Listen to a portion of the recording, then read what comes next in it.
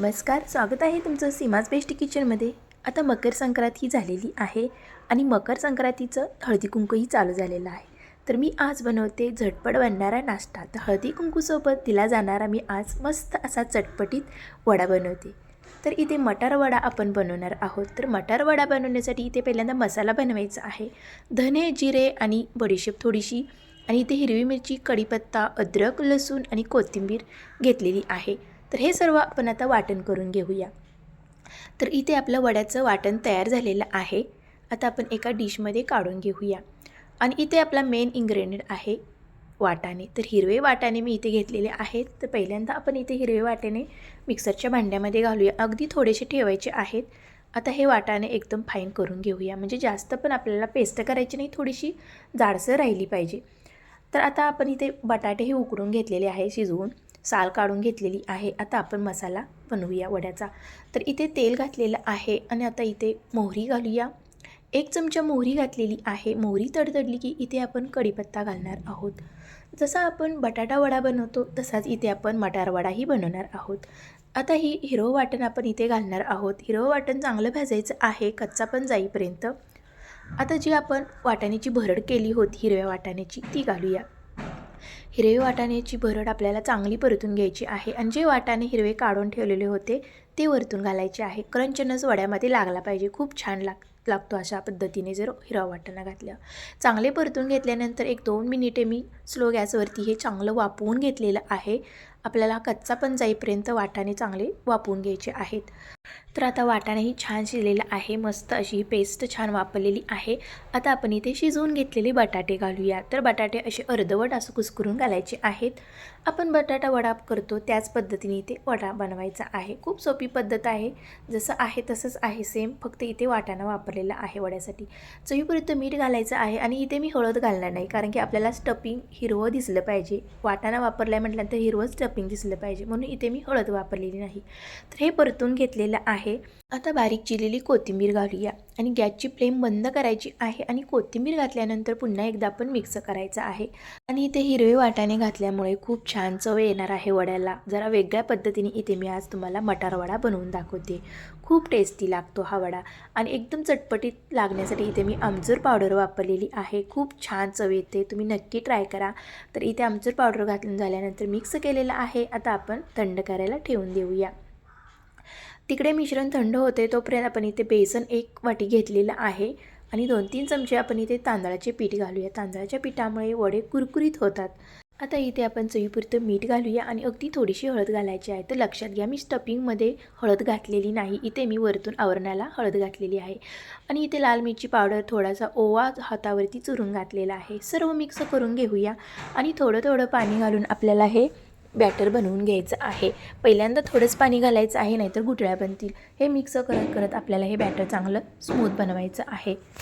Sorry, इथे जरा बॅकग्राऊंडचा आवाज येतोय. तर अशा पद्धतीने इथे आपण हे मिश्रण छान फेटून घेतलेलं आहे. तरी इथे मी सोडा वापरणार नाही. अशा पद्धतीने आपल्याला 2-3 मिनिटे मिश्रण चांगलं फेटून घ्यायचं आहे. तर आता हे बटाट्याचं आपलं सारण म्हणजे वड्याचं सारण हे थंड झालेलं आहे. आता आपण वडे बनवूया. तर इथे मी वडे चपटे बनवणार नाही, तर गोल शेपमध्ये बनवणार आहे. तर हे वडे आपल्याला मस्त असे बनवायचे आहेत गोल. तर इथे आपला वडा छान बनवून झालेला आहे आणि तर इथे बटाटा घातल्यामुळे बाइंडिंग पण खूप छान झालेलं आहे. आता इथे अशा पद्धतीने आपण सर्व वडे बनवून घेऊया. तर इथे वडे आपले सर्व बनवून झालेले आहेत मस्त असे.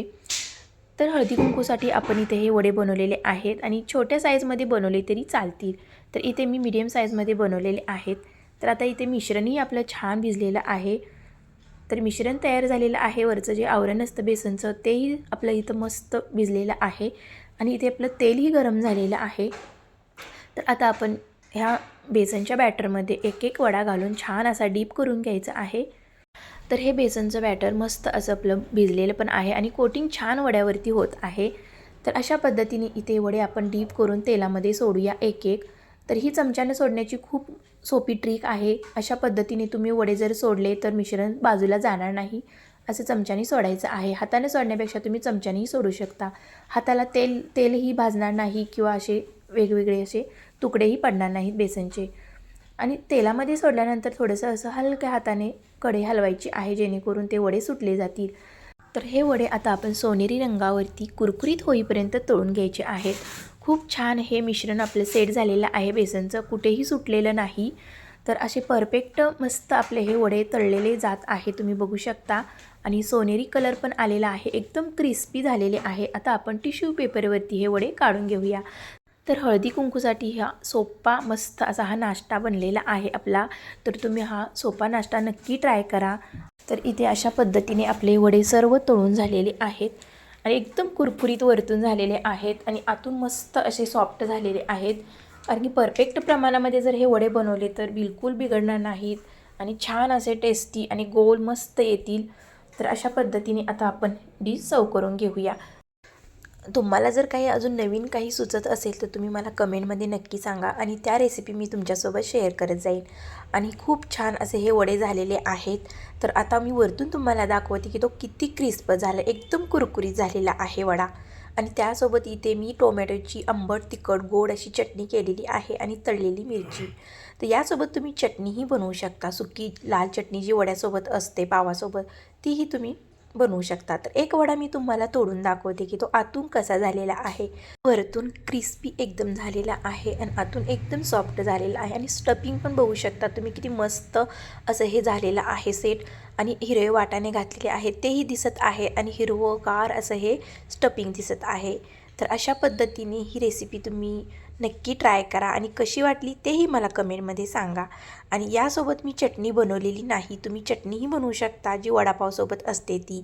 तर इथे मी टोमॅटोची तिखट गोड आंबट अशी चटणी बनवलेली आहे, तीही खूप छान लागते. तर इथे मी पावही आणलेला आहे आणि तुम्हाला जर पाव सर्व करायचा असेल याच वड्यासोबत तर तुम्ही पावही देऊ शकता. पण तुम्हाला इथे पुदिन्याची चटणी आणि जी सुकी चटणी असती तीही तुम्हाला इथे बनावी लागेल. तर इथे मी फक्त वडे बनवलेले आहेत. जर तुम्हाला पाव आणायचे असतील तर तुम्ही पावही देऊ शकता वड्यासोबत. तर असे नुसते वडेही तुम्ही खाऊ शकता सॉस किंवा चटणीसोबत. तर अशा पद्धतीने इथे ही रेसिपी झटपट बनणारी आहे, खूप सोपी आहे. तर वडे तर आपण नेहमीच खातो, पण वड्यासोबत तुम्ही हे हिरवे वाटाणे हे घालून स्टफिंग बनवा आणि हे वडे बनवा, खूप छान अप्रतिम लागतात जरा वेगळ्या पद्धतीने. तर तोडताच समजत आहे किती मस्त आतून एकदम सॉफ्ट वडा झालेला आहे आणि वरतून क्रिस्पी झालेला आहे. तर ही रेसिपी हळदी कुंकूसाठी खास आहे, तुम्ही नक्की ट्राय करा. रेसिपी कशी वाटली, आवडल्यास लाईक शेअर आणि सबस्क्राईब करायला विसरू नका. आणि भेटूया अशाच नवनवीन रेसिपीमध्ये. तोपर्यंत मस्त खा आणि स्वस्त राहा. धन्यवाद.